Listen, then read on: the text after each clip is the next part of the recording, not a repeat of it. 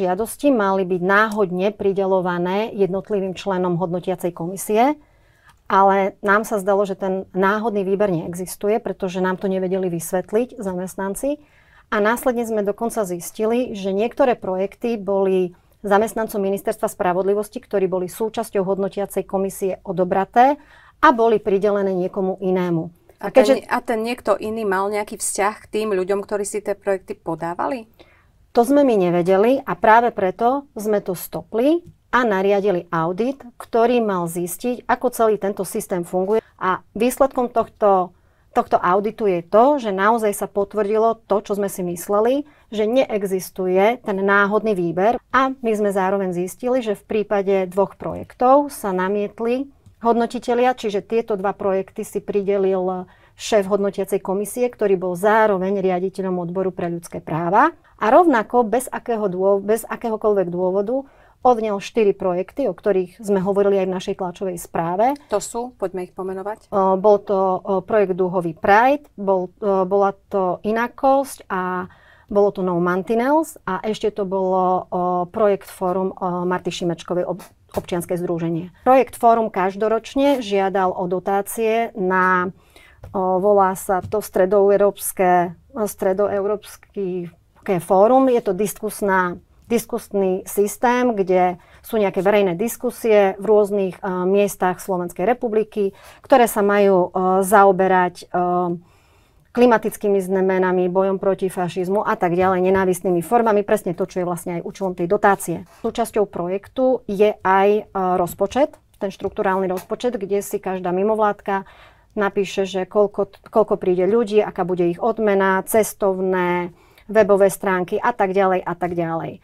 A v prípade, ak dôjde k zmene, čo môžeme predpokladať, že niekedy sa niečo zmení a budeme potrebovať nejak tie financie dať na nejaké iné položky, je potrebné požiadať ministerstvo, aby to odsúhlasili a odsúhlasí sa to dodatkom.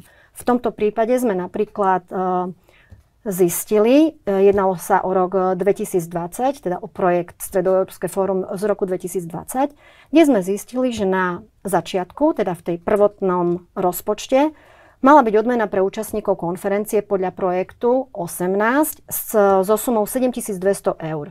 Bolo ich len 10 a bolo to ohodnotené zrazu len sumou 2500.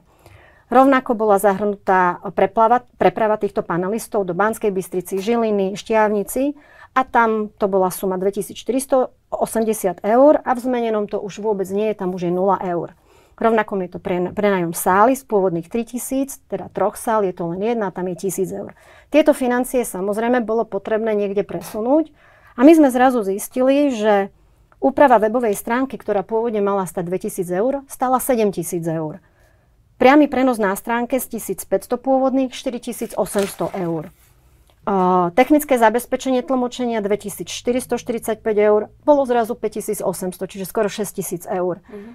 Editovanie textov ani nebolo zahrnuté do toho a zrazu z toho bolo 800 eur. Rovnako koncepcia textov 0, potom 1500 eur. A takto sme zistili tieto nezrovnalosti, ale na konci dňa sme v podstate zistili, že to boli členovia tohto občianskeho združenia, ktorí si fakturovali tie zvýšené sumy. Tie sumy. A tak sme zistili, že napríklad pani Marta Šimečková vystavila faktúry v celkovej hodnote 12 600 eur, ďalší člen občianskeho združenia vo výške 2850 eur a ďalších 4000.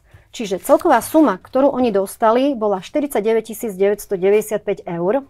Musím povedať, že 50 000 je maximum, takže 5 eur máme rozdiel. A z toho, keď to tak, ja nie som síce matematik, ale to je 25, 28, skoro 30 000 eur si vlastne vyfakturovali členovia tohto občianskeho združenia. Čiže nešlo to na samotnú aktivitu ako takú, na lektorov, ale išlo to v podstate na platy tým členom, na presne tak, faktúry, hej? Pretože lektori dostali, ako som povedala, nejakých odmena pre účastníkov konferencie bola 2500 eur. Takže oni dostali 2500, 10 ľudia, tak si to rozrátajme, koľko dostali každý z nich, ale títo členovia občianskeho združenia si rozdielili takmer 30 000 eur.